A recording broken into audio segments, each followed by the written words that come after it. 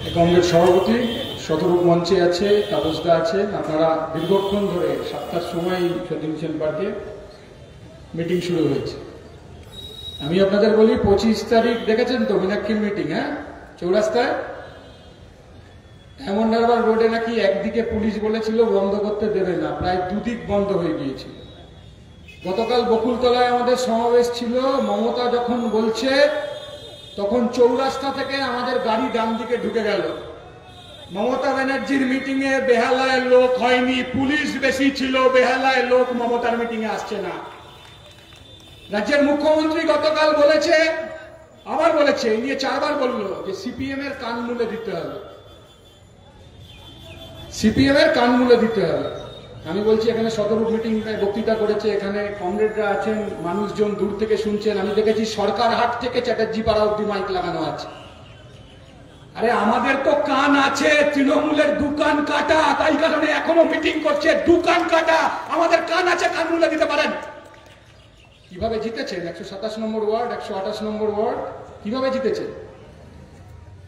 আমি তো সবসময় বলি বিধায়ক আসামি আর কাউন্সিলর স্বামী। কাউন্সিলরকে খুঁজে পাওয়া যায় না, কাউন্সিলরের স্বামী মোটর বাইকে করে ঘুরে বেড়ায়। বিধায়ক আসামি আর কাউন্সিলর স্বামী। মেয়র পক্ষ কাউন্সিলর ছিল। 127 নম্বর ওয়ার্ডের মানুষ, যে কোনো মানুষ, শুধু সিপিআইএম এর সমর্থক নয়, তৃণমূল কংগ্রেসের সমর্থক। তারাও বলছে কাকে জেতালাম, ছাপ্পা ভোটে কাকে জেতালাম। এই লোকসভা নির্বাচন সায়রা শাহ হালিম, দীপশিতা, সৃজন, মোহাম্মদ সেলিম, সুজন চক্রবর্তী, এরা শুধু নাম নয়, এদের নাম হচ্ছে the game changer. The game changer. পশ্চিমবাংলার খেলা ঘুরিয়ে দেবে এরা।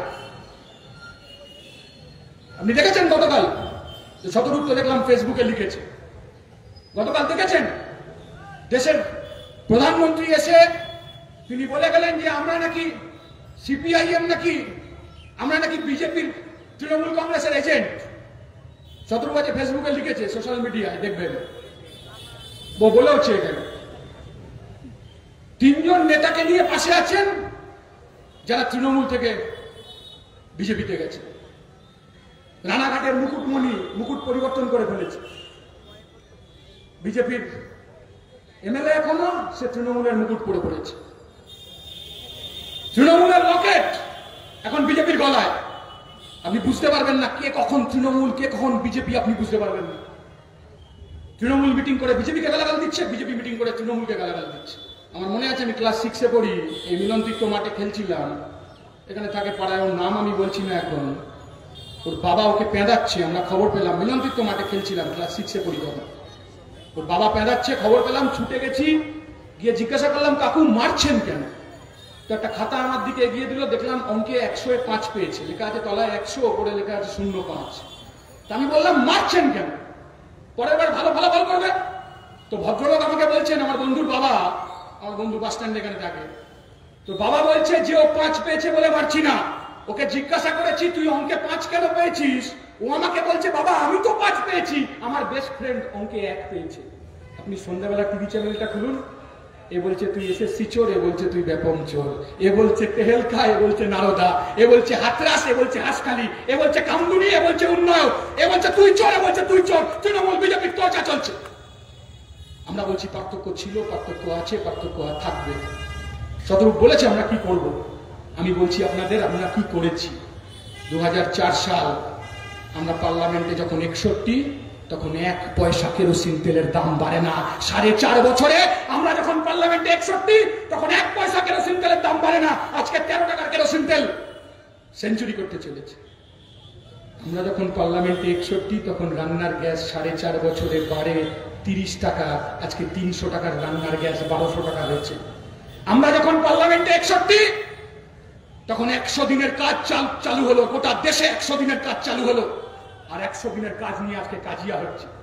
একদল বলছে দিল্লির জমিদাররা আমার টাকা আটকে দিয়েছে, আরেক দল বলছে তোরা চুরি করেছিস, বেশ করেছি, বন্ধ করে দিচ্ছি টাকা। আমি আপনাদের বলছি তৃণমূল হিসেব দিতে পারবে না। তৃণমূল হিসেব দিতে পারবে না কেন? হিসেব দিতে গেলে 2টো কলম হয়, এত টাকা আয় করিয়াছি, এত টাকা ব্যয় করিয়াছি। তৃণমূলকে যদি হিসেব দিতে হয় তাহলে 3টে কলম করতে হবে, এত টাকা আয় করিয়াছি, এত টাকা ব্যয় করিয়াছি, এত টাকা মাল ঝাড়িয়া নিয়ে গিয়েছি। তৃণমূল হিসেব দিতে পারবে না। আর তৃণমূলের নেতারা যারা চুরি করলো বিজেপির এজেন্সি তাদের অ্যারেস্ট করবে না, উল্টে সব মানুষের টাকা বন্ধ করে দেবে। যারা চুরি করলো 100 দিনের কাজের টাকা, বিজেপির এজেন্সি তাদের অ্যারেস্ট করবে না, উল্টে সব মানুষের টাকা বন্ধ করে দিয়ে আসলে বিজেপিকে, তৃণমূলকে পলিটিক্যাল ভেন্ডেটা বলার সুযোগ করে দেবে। দেখেছেন তো গতকাল এখানে মালারায়ের মিছিল বেরিয়েছিল। মালারায়ের মিছিলে দেখলাম, মালারায় আসেনি অবশ্য, সরসুনার বুকে মালারায়ের তৃণমূল কংগ্রেসের মিছিল, তাতে দেখলাম একটা করে লক্ষ্মীর ভান্ডারের ঘটের মডেল নিয়ে এসছে।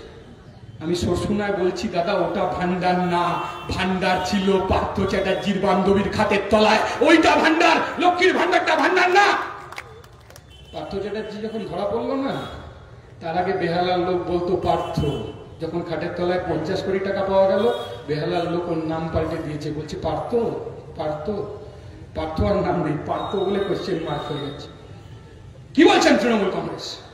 কি মনে করেন তৃণমূল কংগ্রেস এখনো ভাষণ দিচ্ছেন? কি মনে করেন পশ্চিমবাংলার মানুষের মাথায় কি বিশ্ব বাংলার বল এঁকে আছে নাকি? হ্যাঁ, পশ্চিমবাংলার মানুষের মাথায় কি বিশ্ব বাংলার বল এঁকে আছে? মানুষকে ভুল বোঝাচ্ছেন, মিথ্যা কথা বলছেন। তৃণমূলের সবচেয়ে বড় অপরাধ দুর্নীতি নয়, তৃণমূলের সবচেয়ে বড় অপরাধ হচ্ছে পশ্চিমবাংলায় বিজেপিকে জায়গা করে দেওয়া। কে বিজেপির এজেন্ট? আমাদের পশ্চিমবাংলা থেকে 2টো এমপি কারা জিতেছিল? তৃণমূল সমর্থিত বিজেপির এমপিরা। নির্মলদা তখন কাউন্সিলর ছিলেন 127 নম্বর ওয়ার্ড থেকে। কলকাতার পুরসভার মেয়রের নাম ছিল সুব্রত মুখার্জি, আর ডেপুটি মেয়রের নাম ছিল মীনা দেবী পুরোহিত, বিজেপি সমর্থিত, তৃণমূল সমর্থিত বিজেপি প্রার্থী। মীনা দেবী পুরোহিত তিনি ডেপুটি মেয়র ছিলেন, আর সুব্রত মুখার্জি মেয়র ছিলেন। কারা নিয়ে এলেন পশ্চিমবাংলায়? বিজেপিকে কারা নিয়ে এলেন? তৃণমূল কংগ্রেসের যে দুর্নীতি তৃণমূল কংগ্রেস করেছে, একই দুর্নীতি বিজেপি করেছে গোটা দেশে। নারদা নিয়ে আমাদের খুব ভালো লাগে শুনতে কথা। তৃণমূলের নেতারা কিরকম করে টাকা চুরি করেছে খুব ভালো লাগে শুনতে আমাদের কথা। দেখবেন টিভি চ্যানেলে গিয়ে তৃণমূলের নেতারা, বিজেপির নেতারা, তারা তৃণমূলের নেতাদের নারদা চোর সব বলেন।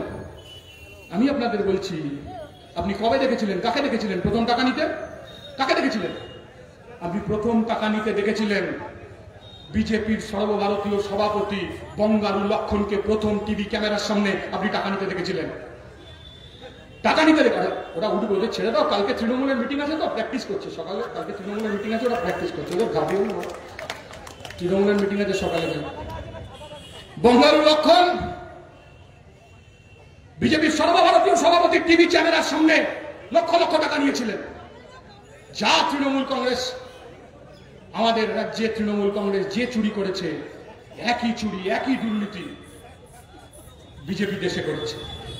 আমরা বলছি যে আগামী 1 তারিখ এই সরসুনায় 127 শুধু নয়, গোটা বেহালা পশ্চিমে মানুষ বলছেন, সাধারণ মানুষ বলছেন যে কে এমএলএ ছিল, কে এমএলএ হলো।